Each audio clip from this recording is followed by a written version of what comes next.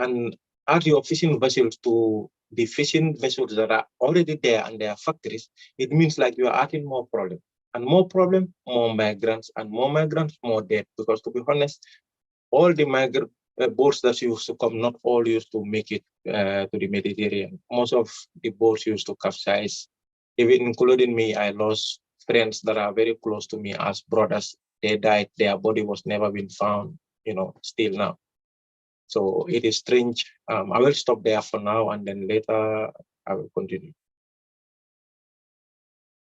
Thank you for that, Abu. I think we have generally heard a lot of situations why refugees or people are seeking asylum, why displaced people leave. I think this is the first time that we've heard a story such as yours, and and I would recommend everyone, if you have a chance, to have a look at the documentary where he's the protagonist, Stolen Fish, right?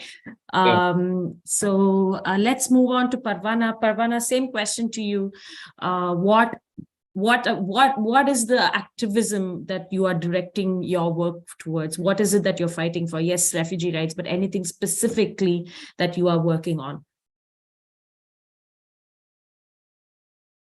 I can say directly that I'm not fighting for the refugees' rights, because they need to have their rights basically. Mm-hmm. I'm fighting against the system. Okay. And this is not something that happens to all refugees, because we as refugees don't have a very safe passage, a very safe path of life becoming an activist. So you cannot see easily activist refugees. You cannot see easily activist girls at all, and especially those who are refugee themselves. And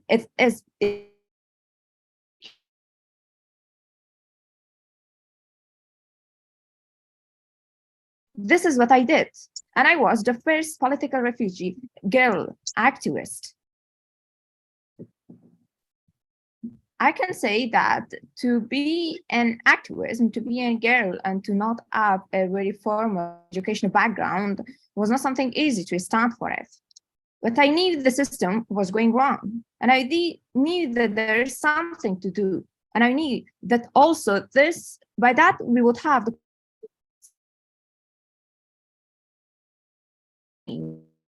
So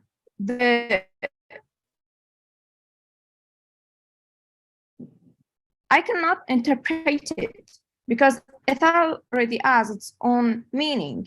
We are standing for something that other people are not fighting for that. As volunteer people, we are not asking something from people, but their voice. We want the voice of people to be given to themselves, because this is their power. The power is taken from refugees, the power is taken from the people, and through the system, not because we haven't had this solidarity chain of people along this journey. But this narration is going to be changed, because now we see that more refugee activists are coming to the first line. I was the first line girl of the demonstrations. I was a person engaging the community to stand against the system. And together we can change something. Not me alone and not you alone. I think through that lesson, through this practice, we could understand that no matter where we are living, no matter what's the challenge, and no matter how less are the resources or how less space is given to us for ways, one to keep fighting, to keep on struggling, to keep on sharing the awareness. Because if we would not be the people who would be ready to talk about the condition, those people who are speaking about us, who are representing us in a way that I want to particularly say that those representing our ways, I'm not on their side. We have our ways, we can talk about the condition ourselves, then the concept of having other people represent is meaningless. Parvana, Sorry to interrupt you. Maybe you can turn off your video because there is a lag between what you're saying and it's the quality is breaking. So maybe the internet connection is not so strong. So maybe you can turn off your video and you can speak so we can hear you better. You can confirm it is getting better. Otherwise, I can change my internet connection and I can, try in another way. I think this is better indeed. Okay, if it is good, then I would continue. Otherwise, I can change it. Okay, it's fine. So the point that I stopped on, want to say that I think the main reason for me was not that I was intending to become an activist. I became an activist through the condition. It was like the condition was provoking me to stand against it. And it was through writing. And I can say that become an activist, activist doesn't mean to be literally to go through streets or to fight in a specific way. Because I can say that Zainab is doing that through art. Other people are doing it through music. One can do it through, through text. Another person can do it through, sport. Whatever we do against the system and criticizing the system of unfairness, discrimination, and inequality, this is activism. And for me, all refugees who are not giving up or fighting, they are activists themselves. In fact, we as refugee activists are revolutionaries because we want to bring the change from the root. It's not something that is currently existed. It is something that we want to bring it and to abolish what was not fair, what we have experienced, and we don't want our next generation to have the same experiences. That was very well put, Parwana, and we will come back to the question of the whys. Why do you think it is necessary for everyone to be, not just refugees, but why is it necessary for people to come together and be activists? Why is activism so important in today's world in this topic? We'll come back to that. But Zainab, perhaps you can share a few words about what is it about what aspect of your activism would you like to focus more on, and that you'd like to share with everyone? Well, I think I will show to everyone and every situation that I pass, like how it was difficult for a pregnant woman to live in tent in Moria in camp. I want to show to the world that's not easy with a newborn child. You live in winter in a tent without any stuff to warm yourself or your newborn baby. That's not easy. This is the biggest problem still in my mind. I never can forget it, and every moment I remember. So this is not one aspect. There is many others that, as Parwana said, that people think this is the way and they have to accept it. But this system have problem. People have to know they have right to better situation, everything in better situation. Like they can travel very easy. They can be in better place. That's not fair. They don't need to live in tents. They don't need to be in the sea. They don't need to dying in the sea. They don't need to see how their family they are dying in the sea.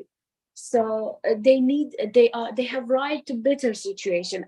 I was pregnant. I see with my eyes people are trying to save themselves. So I think that's not fair in this world. There is many aspects that I want to tell you to how it's difficult to forget them. I came through the hardest way that I see people in jungle, in sea, in tent, in many situations. So but all of them, they are accept this is our way. this is the things that we have to accept it, and we have to come in this way. But I think no, that's not true. People have right to have, they are deserved to have a better situation. They are deserved to know they are human. They have human rights. They can raise their hand understanding with everything. They can say that's not true.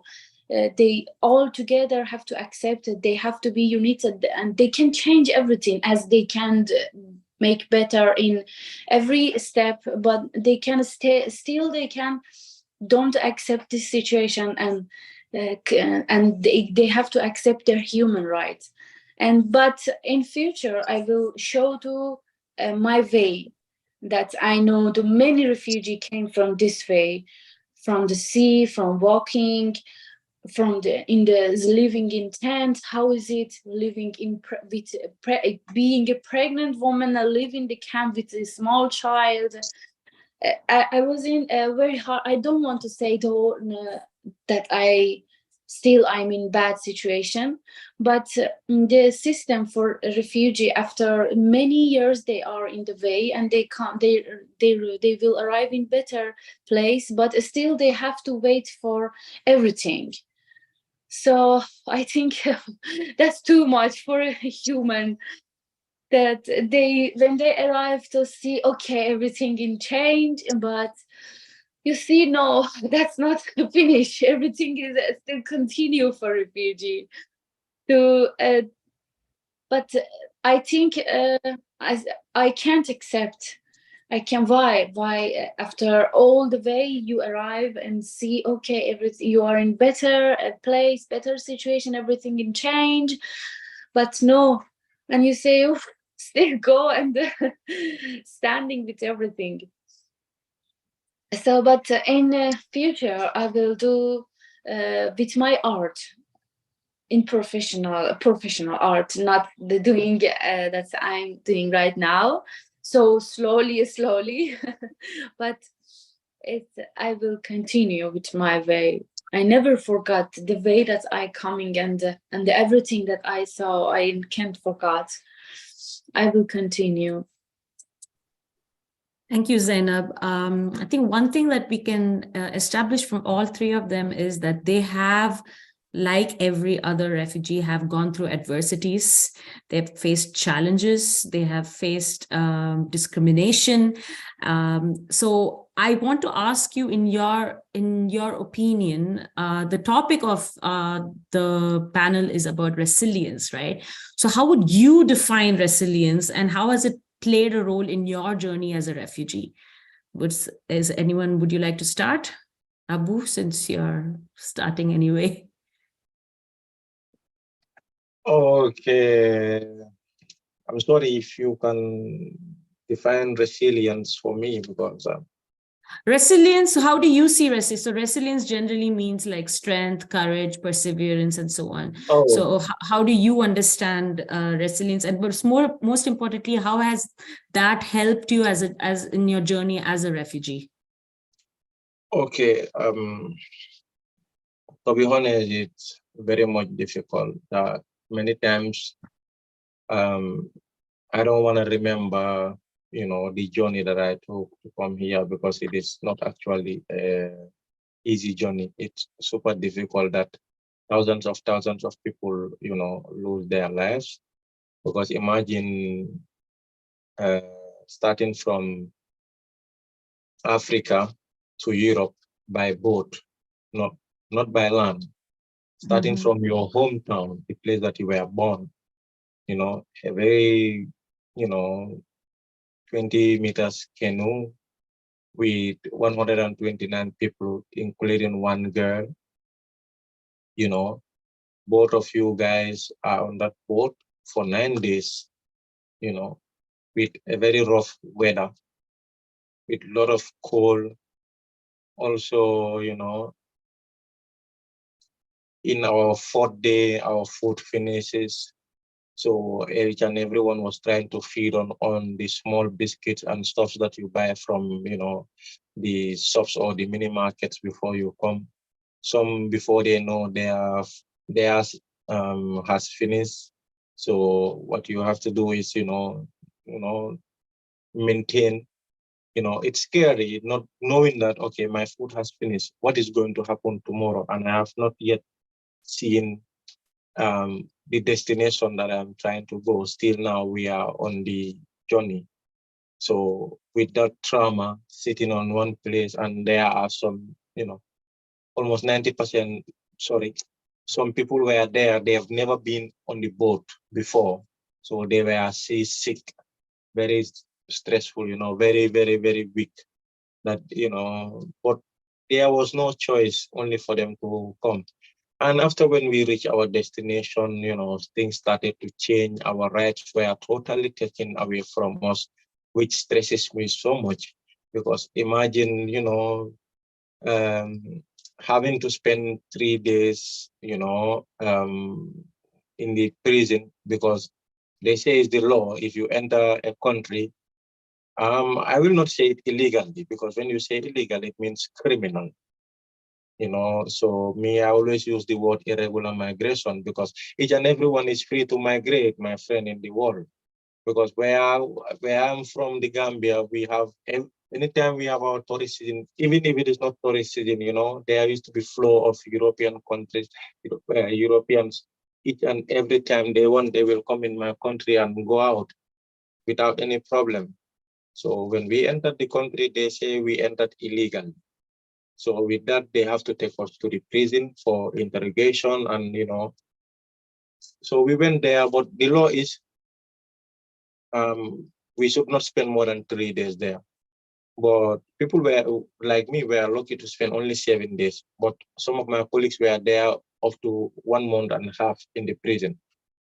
So in that prison, they make us sign documents that were written in Spanish. These documents were written there that we entered the country, illegally. So anytime that they wanted to deport us, they can do it before 60 days. But also there is a law that, we have all the right to ask and know what is actually written in the document, or to ask for translators. But we were not given that right. You just come, they tell you to sign, and you cannot resist. Directly you will sign. So they made us sign that document. From there, they took us to the Red Cross. Things were not actually easy, because of sometimes I used to be invited in some big festivals, big programs. So one time I met a lawyer there, so I asked that lawyer, he's an activist lawyer. So I told him that, if there is a way that we can walk, because after I was lucky to cross the island and came to the mainland Spain. So a lot of people were trapped there, and they were taken in an isolated place, which was almost up in the mountain, very cold place, and they were living in tents. They were living a very horrible condition there. So I went to visit them. They told me, since you have the opportunity of meeting some people that are connected with the government or the ministry, send this message for us.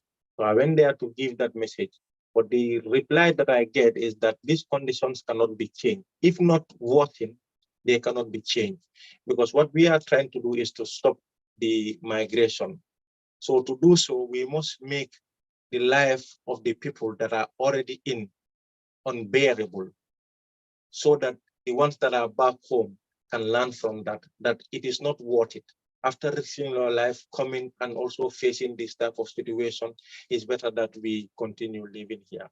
That is what he told me, and she told me that there is nothing that she can do about it.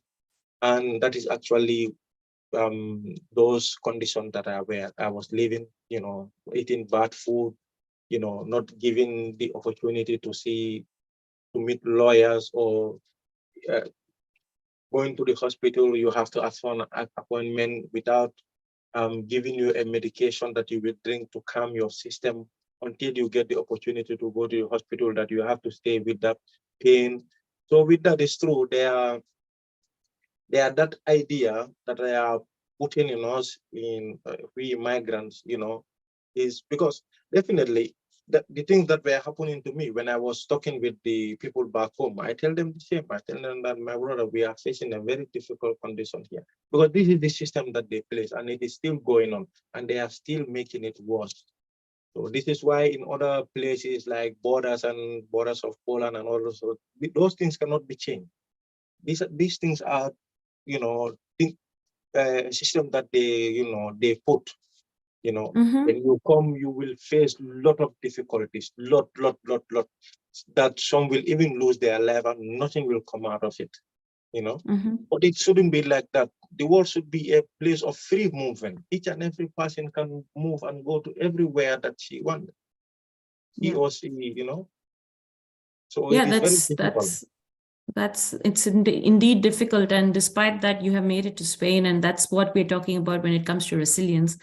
Parvana, a question for you is, there are many people that I can imagine where people are giving up. They're not able to continue doing what they're supposed to do. The weight, the uncertainty, all that is absolutely harrowing.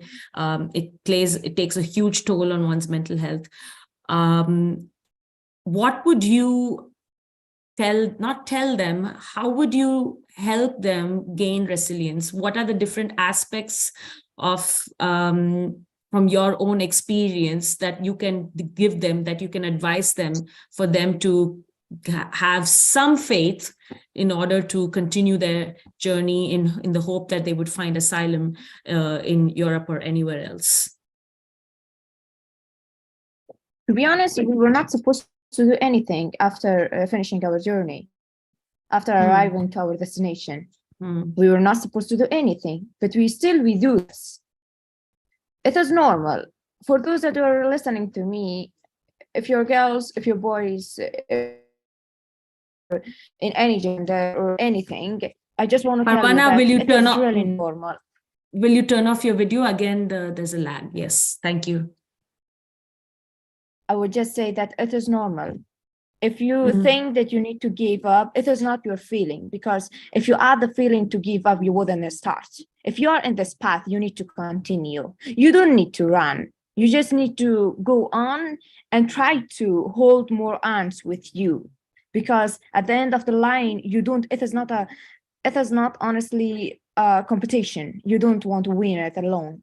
You want to pass it from generation. You want to pass it to the next people, to people around you. So this is raising up other people, and need to hold other arms. For me, resilience has been writing, and I know for other activists, resilience means different meanings. It has ever been engaging others to talk and to challenge the system, to stand against the system. If the system was repressing our right, I was standing and saying that if you're talking about freedom, where is ours? If I cannot criticize the condition, then where is the freedom? If everybody is supposed to have their rights, why we're fighting for that? So challenging the system was showing up my own power. And by showing up my own power and seeing that others were getting provoked by my words, by my tweets, by my posts, by my actions, by my writings, I noticed that I am an alert. And if we are, as activists, alerts for other people, that means we are making change. If we see the reaction from the system, from the people, from those who want to keep the same repressive system, that means we are on the good path and we need to continue. So if you think that you need to change your vision, it is okay. Try to make it more pleasure. Try to make it more pleasant for yourself. Try to self-care. Try to, find a reason for that, something particular that you want to work on that, and also to show up this activism. There is no particular meaning for the expression or the word activism. And it is not a job for you. It is not honestly a responsibility for you. It is your independency. You wanted to stand for it because you saw a specific power in yourself. and you notice that others saw this as well. You are particularly special because people are listening to you. They have been listening to you. So if you think you need to go aside and to take a breath, it's okay. It happens to anyone. It doesn't matter if you are an activist. It doesn't matter if you are a sport, a player. It doesn't matter if you are in any position. It happens in the life normally. It happened to me because when I arrived in Germany, I was not able to really go on the way that I wanted because it was a new system, new things, life, my personal life, my goals as well. But the goals that I have behind my mind, it is not something separate of my activism. It has been always connected together. So I'm not an exception. And I'm not saying that I have never had a break. No, taking break is something that needs to happen because after that you have new vision. After that you are stronger. After that you will have more people and you will have new ideas. So this needs to happen. Thank you so much, Parvana. I think that has definitely, well, as someone is clapping, you have definitely highlighted the human aspect of fighting for the cause or whatever it is, and the fact that you are going through a difficult time. So it is okay to take a break. That's exactly what that's a very, very powerful line. It is okay to take a break, but to get a sense of your independence, we have to continue doing what it is that we're doing. Zainab, question for you. You were talking about how difficult it was as a pregnant woman to be in camps and so on and so forth, right? So did your society around you or the like friend, no, I wouldn't say friends, but how did other people come together to help you cope with this, or were you doing this on your own? And if you were, how did you manage to go from being pregnant to where you are right now? And what did you keep telling yourself to do this over and over again? Well, when you are pregnant, you don't think just about yourself. You always think about the newborn, a baby that wants to come. You all time that you think what will happen if the baby come to this situation. So when I was pregnant, that wasn't easy. No, nobody don't help you when you arrive. Like other people, they give me a small tent and say, go and find a place for yourself in Moria camp.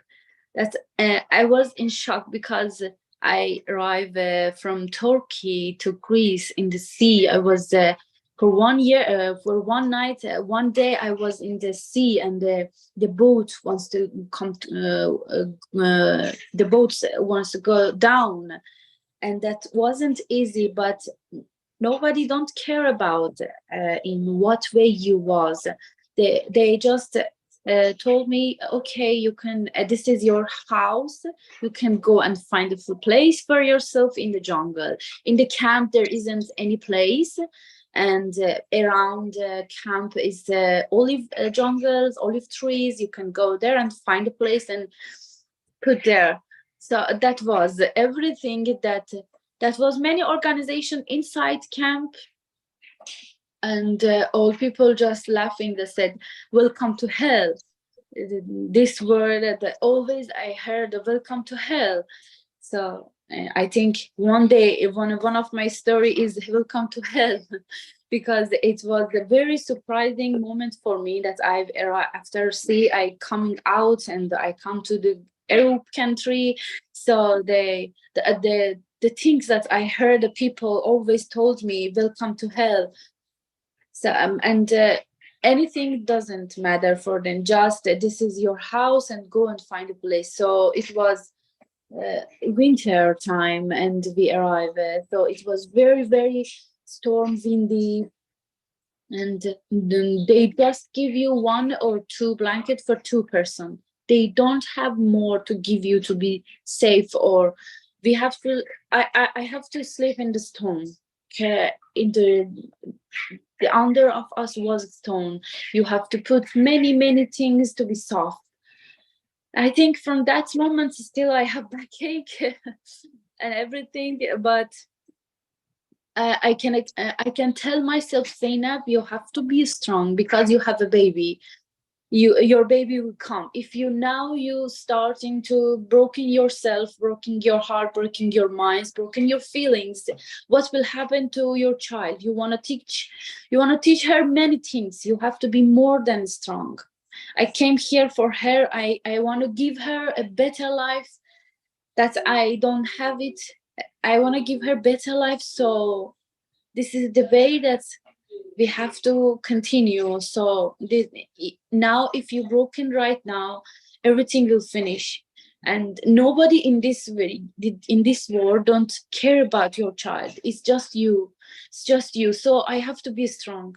So the only thing that's making me strong, to stay strong, it was thinking about the newborn baby. But in this way, I see many people, many stories, harder than that anything that I see in what people was through on, or everything. They tell me every day with thousands people, they have 1,000 story to telling you. So I forgot myself. And situation inside camps for the refugees, and what's happening, and without any security inside camp. They was fighting with big knife together. They killing themselves. I see with my eyes. They killing people inside camps, and no one mad and no one cares about it. So it's not good. And I see one pregnant woman lost her child because she was scared. No, that's not easy. I can't forget any. It's the only story that I want to tell you about, just camp, not other way. It's just the Moria camp.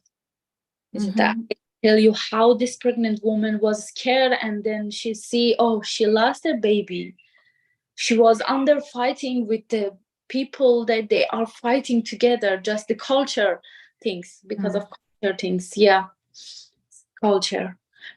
Yeah, so Moria has been a difficult time for everyone who's spent their time there. I myself was there as a volunteer, and it has been absolutely, it was unbelievable to see that, and imagine to then live like that. But from what you're saying, that it seems to me that this idea of giving your hope for your child, waiting for the fact that you want to help this child come have a better future, and the fact that she, right, Selena, she is yours. So that itself had given you the strength to carry on. So it seems like there's a strong family tie that was there, ties that was with you when that helped you continue your journey, if I'm not mistaken, right? Yes, of course. In my country also, my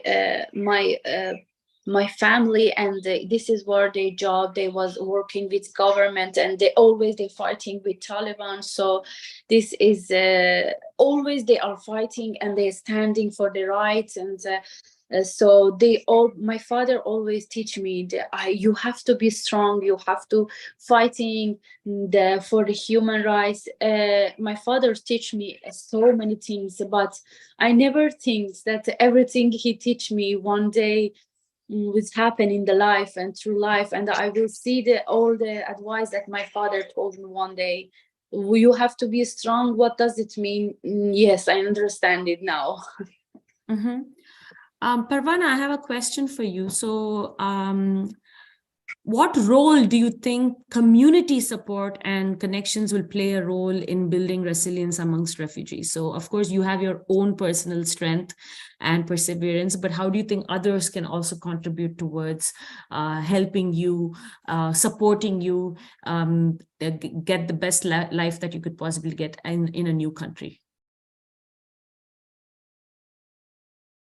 I want to make it clear. Do you mean by the new country, like the first country that we arrive in Europe, or the country that later on we go on getting transport? It doesn't matter, as long as you've left your home country, just anything that is helping you, how communities are helping you cope with the adversities that you face throughout your journey. I think it really matters to make it clear, because in the center of Europe, refugees don't struggle a lot, and they don't need to have so much of the support. Of course, in any case, it is really welcome to have that. But I think in margins of Europe, people need it a lot.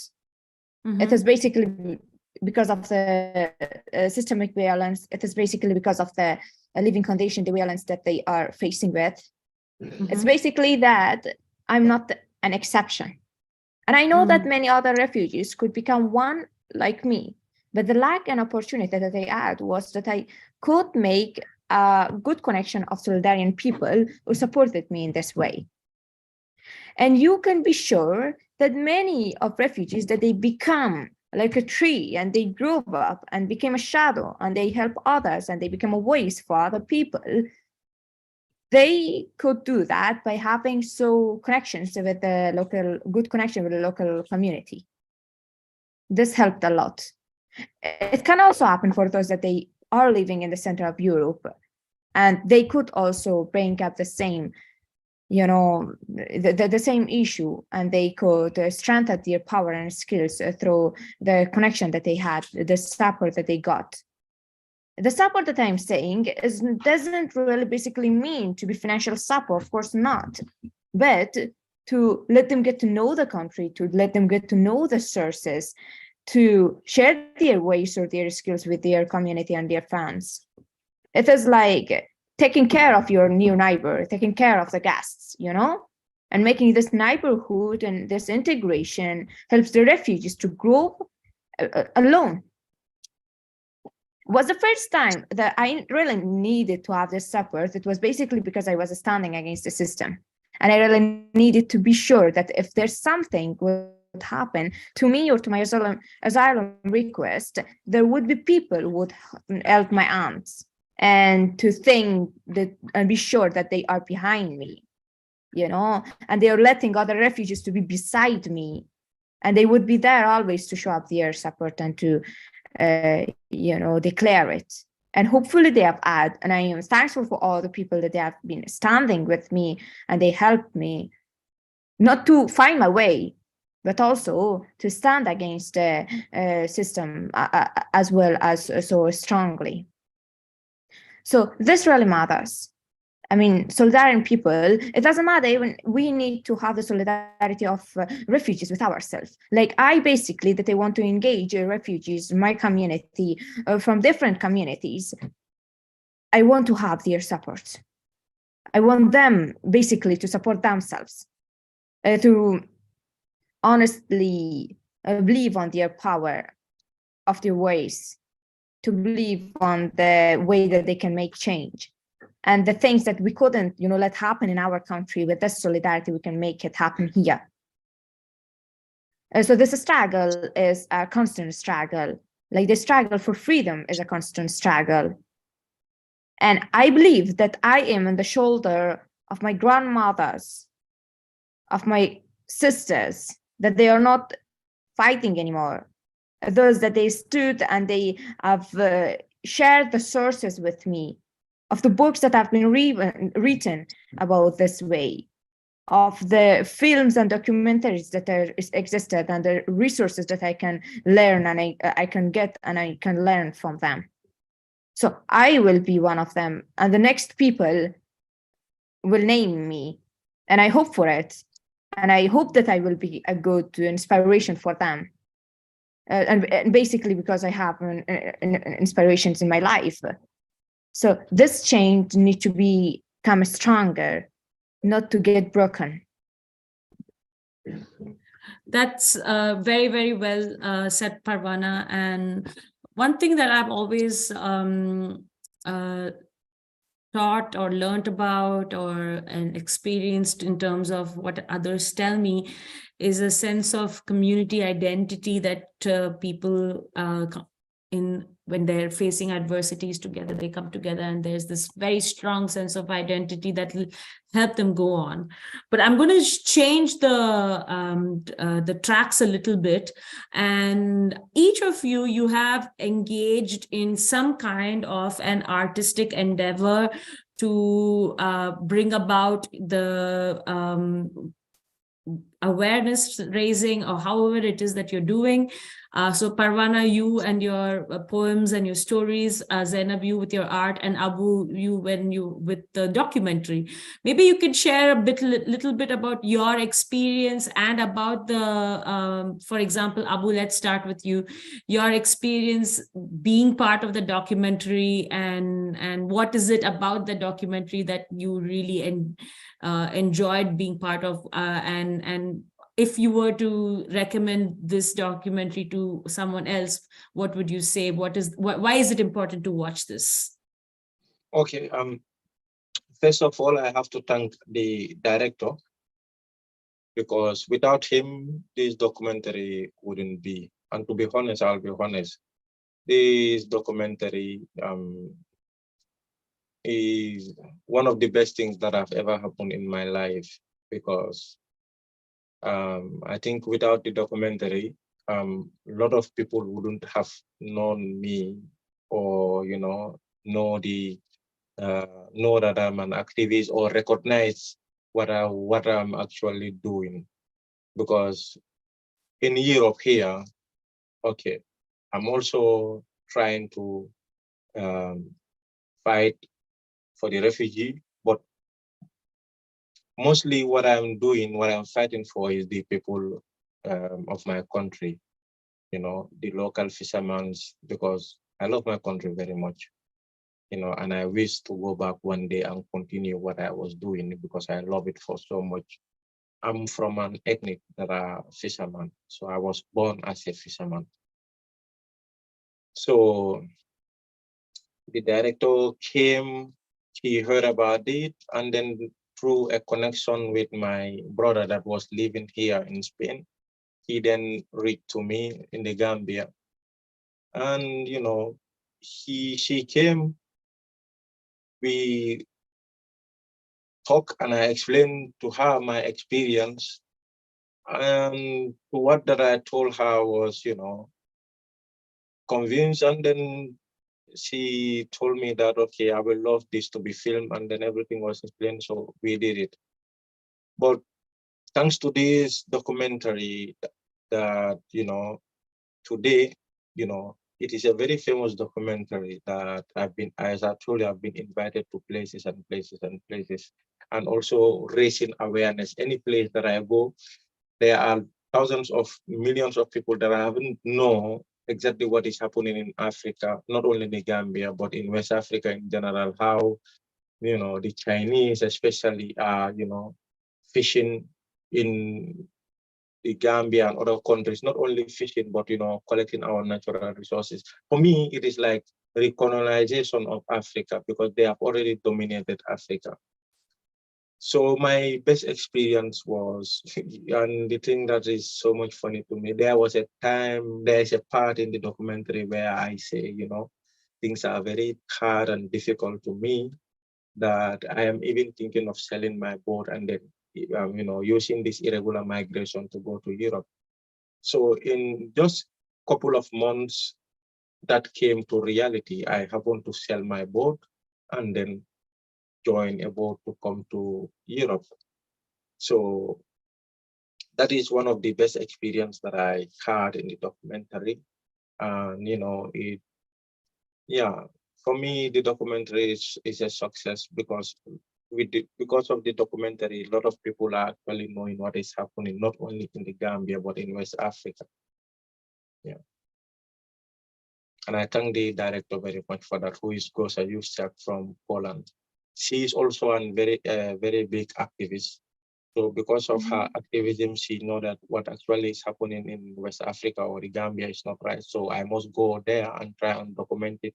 With that with that, I will come here to Europe to at least raise awareness to the people that actually don't know what, not only Chinese, but the documentary is especially for Chinese, but there are many other companies, you know, but the Chinese are the biggest. So she targeted the Chinese.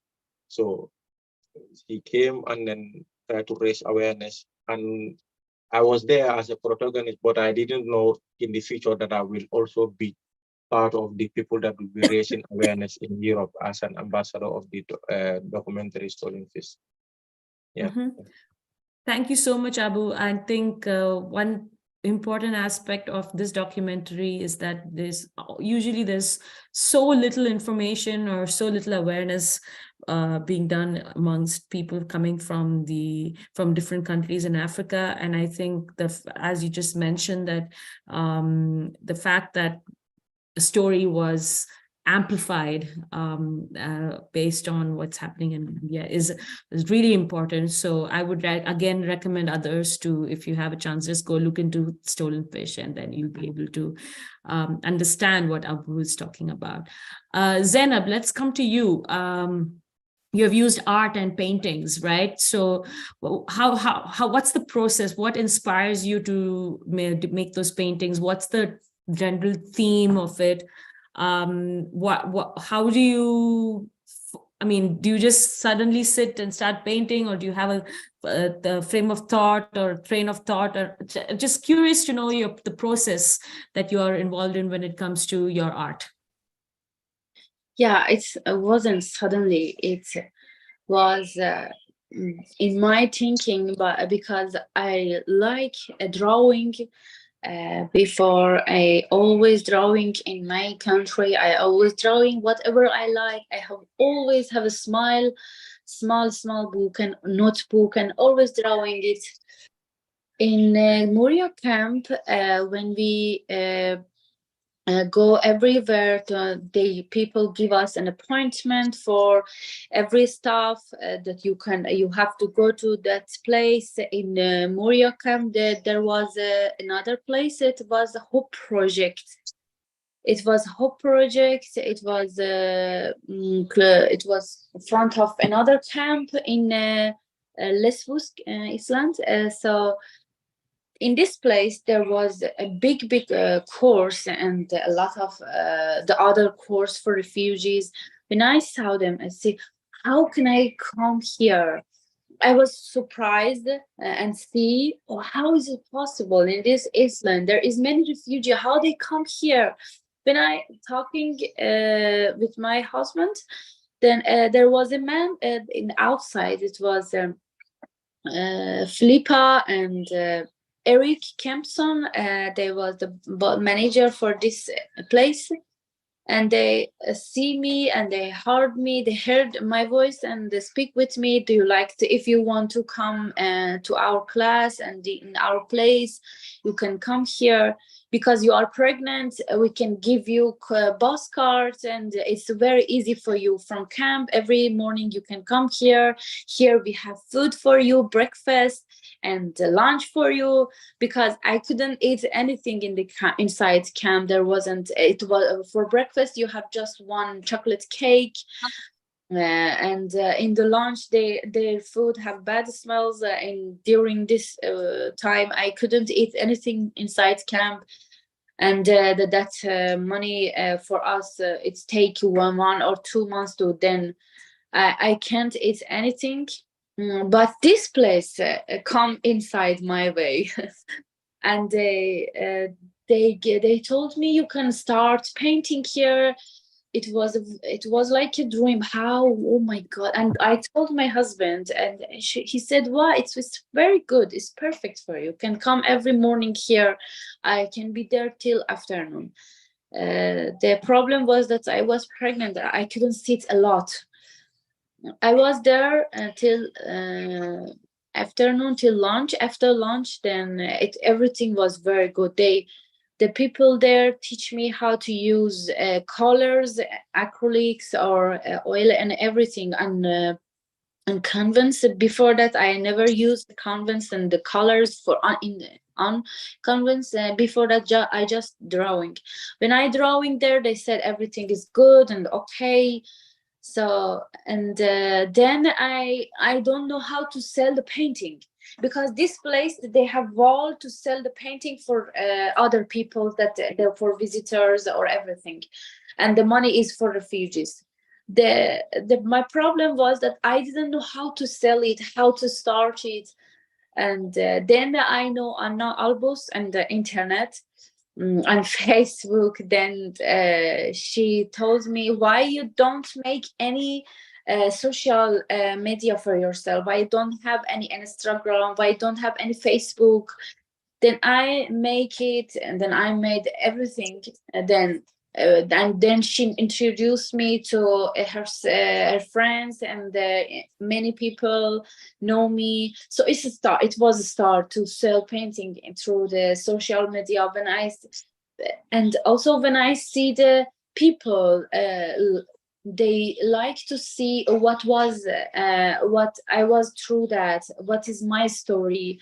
So this is I think, that's a very good way, that if I want to show my feeling, I know through the convents also is still is not enough, but it's just one thing that I can do, I think, right now.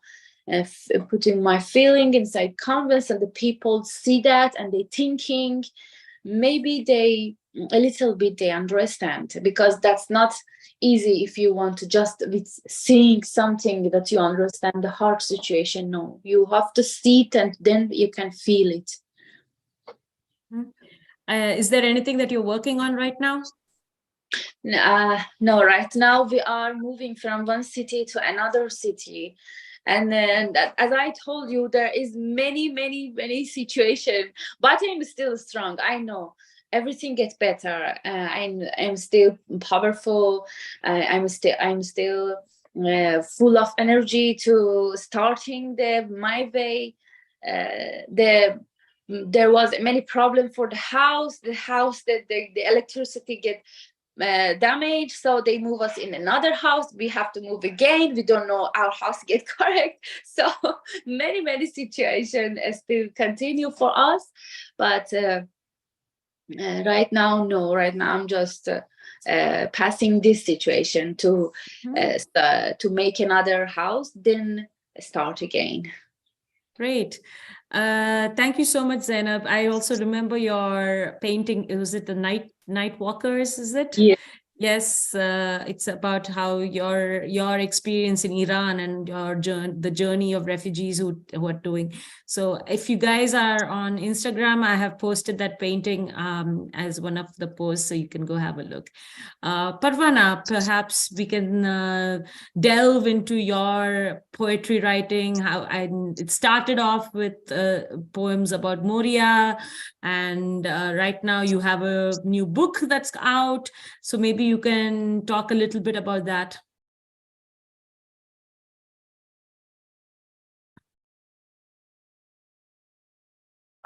Of course, I would definitely. But before that, I want to say that art, and especially like painting, has been a very strong weapon for refugees to show up the fact, and also the media got to support it a lot.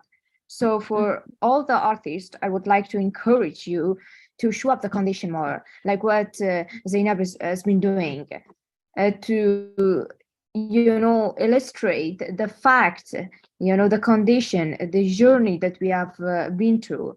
I think this is very strong. This need to come through your painting, not through the media visualization, I can say.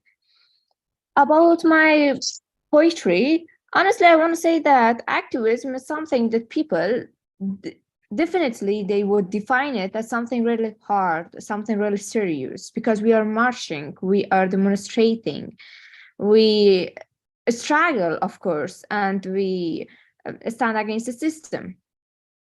But when it comes to writing a poem, it makes it softer. But activism can be writing a poem. Activism can be poetry. Like a poet can become an activist. So for me, when I have been writing my poems, I was always trying to, not to try, but it was coming in a way that they were always political.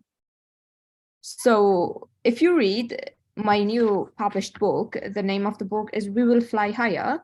You can Google it by my name, and you can, see. And also through Brush and Brew, you can read some of my poems.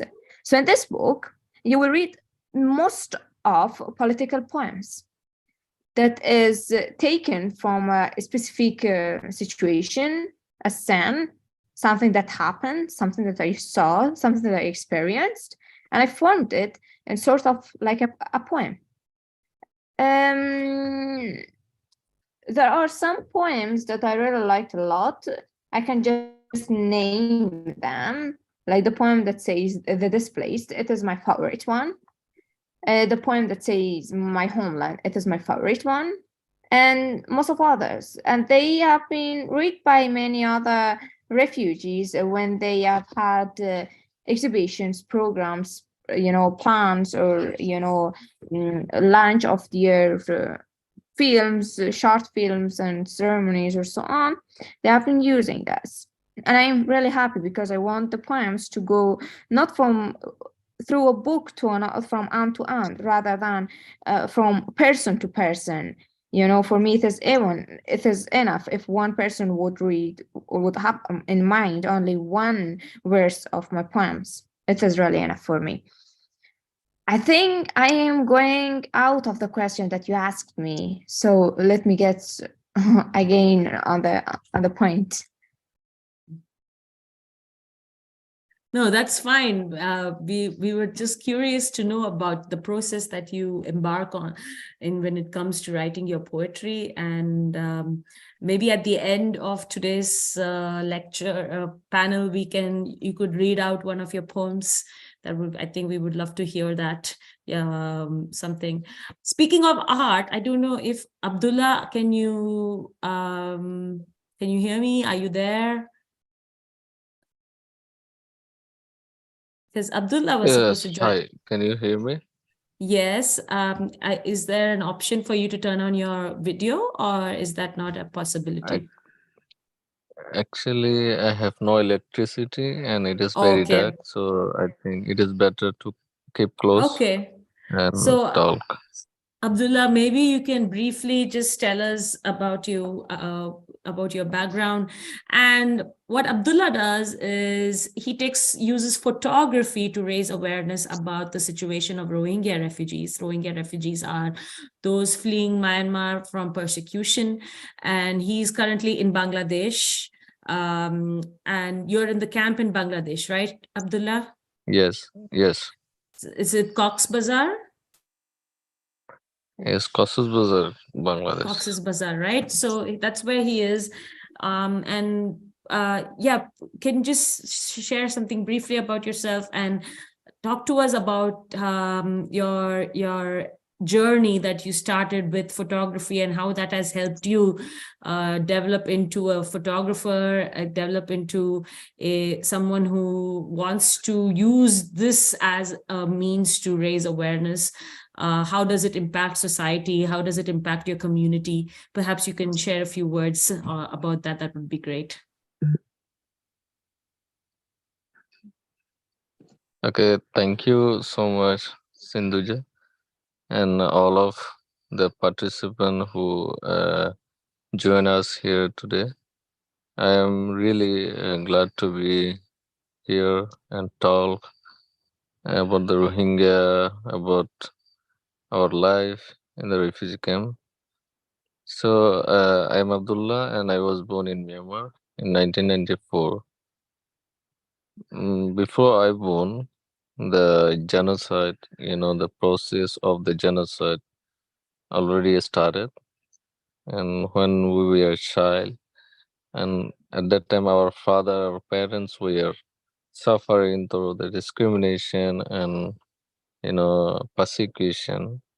So when I was growing up and I'm studying, and but during my educational period also I was gradually recognizing and realizing how we are living in our own country. What was the situation when we see other community people and compare with us? We can see a big difference because in our own country we feel like we are uh, you know we came from another country and we are refugee in our own country. So the whole childhood was just end up with such a situation. Then 2017 brain ozone situation on us and made us homeless, and finally we are in Bangladesh refugee camp. Since I arrived in Bangladesh refugee camp, when I was seeing the condition of my community, then I thought that should be, you know, told to the world, that the story of the people, their horrible situation should be shared with the people around the world. Then I started taking pictures in the camp, and I just posting on my social media account like Instagram, Facebook, Twitter, and telling the situation of the Rohingya people. So that's how I have been, you know, uh, I have been engaged in this storytelling, activity. And from since I started my photography, I have, you know, covered so many tragedies we are facing in the camp. Like we face fire accident, we face flood, we face natural disaster, we face sometimes food crisis. So many tragic situation I have covered through my photography. And additionally, I also write poems, because I feel that the words, the poetry help us to tell our and to share our aspiration more deeply. So sometimes when I feel like that, I feel like from inside that something should be shared with the people. So which is emotional, or which is related with emotion. Then I try to bring out those emotion, those feelings through the poetry.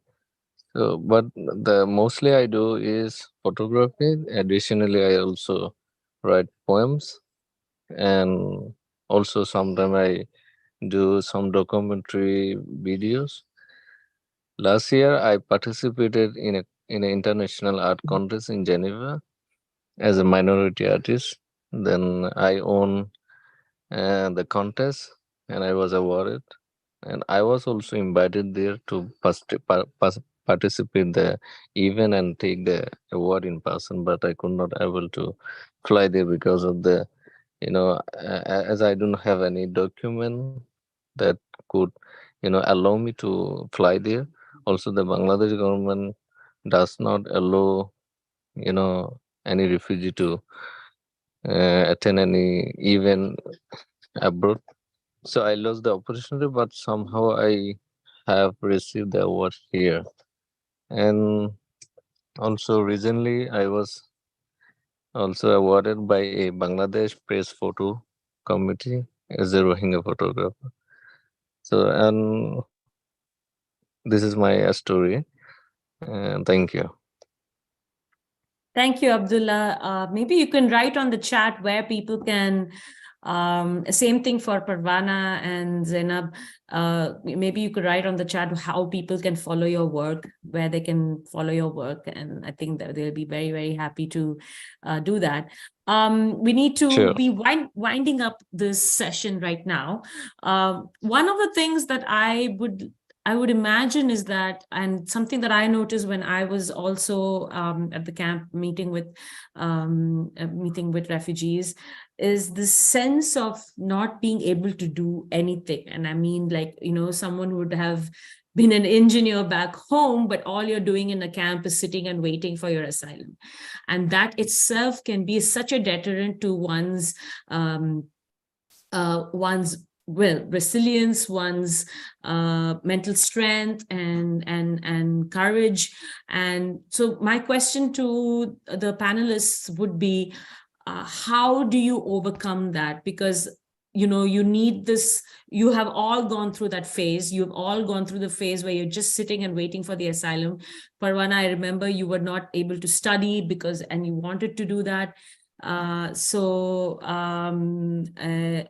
remember that. So can you tell us, how do you get past that one particular moment? What is it that you can tell yourself? What is it that you can, how can you think about certain situations where you can just get past that moment where I feel like I'm not doing anything, but let me continue and I'm sure I will get to the places where I want to go.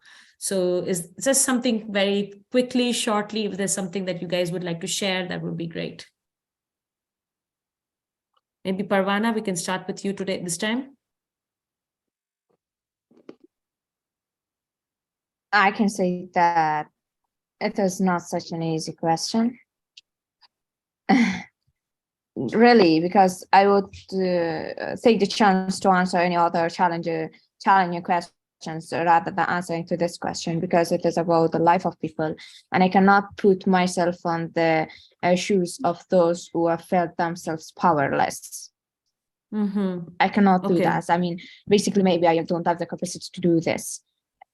I mean, to be honest, I can say for refugees, if they do nothing, let's stay strong. And it is very sad to use this word, but to show tolerance. If they cannot be part of any political movement running in their community, if yes, they need to be definitely part of that movement. Because I have had the experience to be in part, like to get the story of a young boys and young girls attempting suicide, and I don't want this to be continued of course. And so that's the reason that I don't want to say, in a sense, that refugees need to definitely do something, and no matter in any condition they are living, because I have done so, they need to also do. No, if it is enough just to self-care and try to, take of all the pressure they are living in, and try to find other people to talk about the condition. Talking is healing. To be listened is healing. So they need to practice this, because it's really heartbreaking to get the stories of refugees and to have even such cases that they attempted suicide because of the condition, because of the unfair system, because of the systemic violence, because of getting deportation. And, it is really tricky, and it is really hard to have a particular answer. So I don't really dare to continue more talking about this. Okay, no worries. Zainab or Abdullah or I think Abu just left. Do you guys have anything to add to that? If you tell me again your question. I was just saying that one of the reasons that many people have spoken about is just this thing about they're just sitting in the camp and waiting for the asylum, and that itself could be a deterrent. That itself could, really bring your strength down. So my question is, what is it that you can do to overcome that situation, to just look past that situation and then move forward, so that people can, if there is someone right now in that moment, they can hear your voice, hear your advice, and see how they can continue to move on with their journey.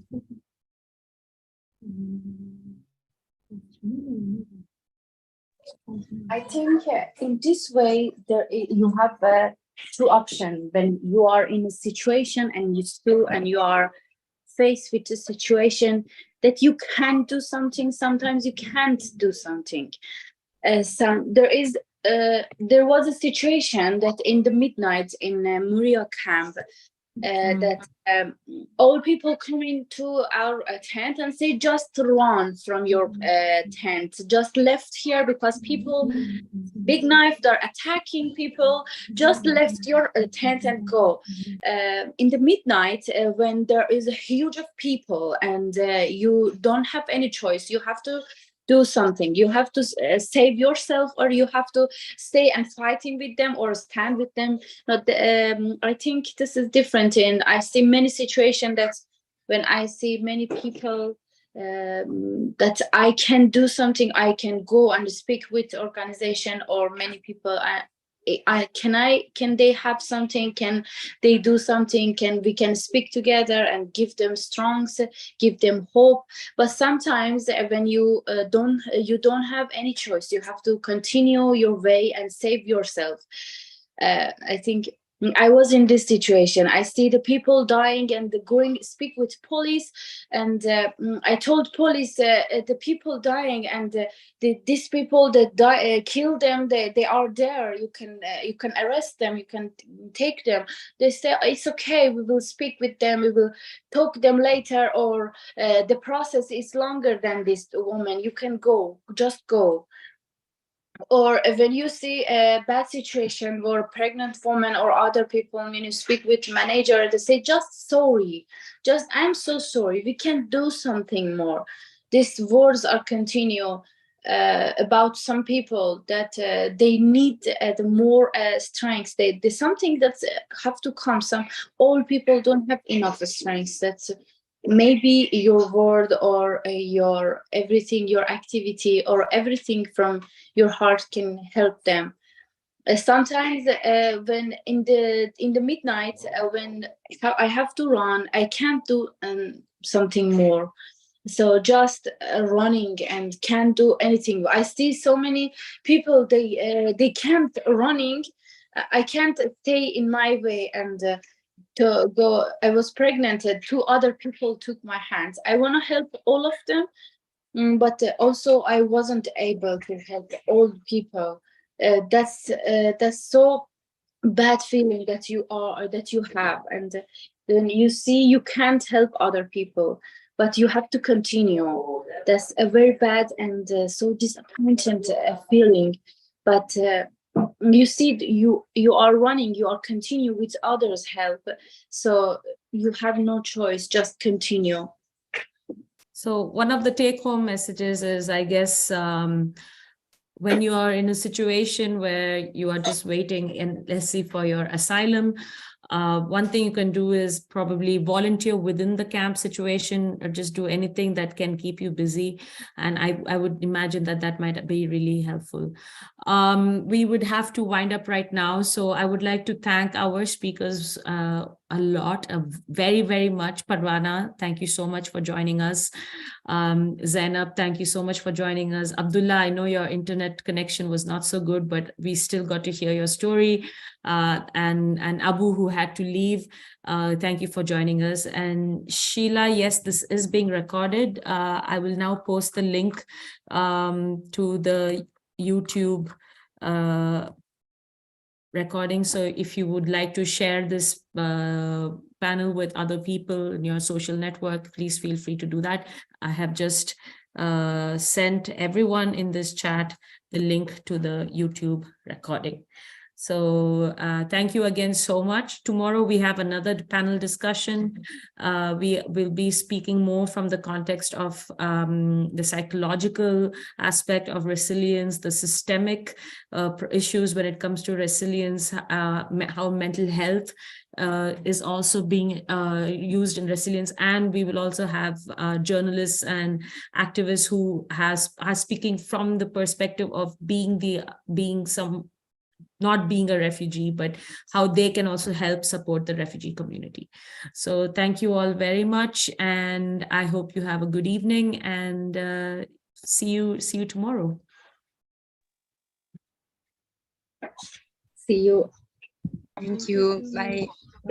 Thank you so much. Thanks a lot. Bye. Bye, Parvan.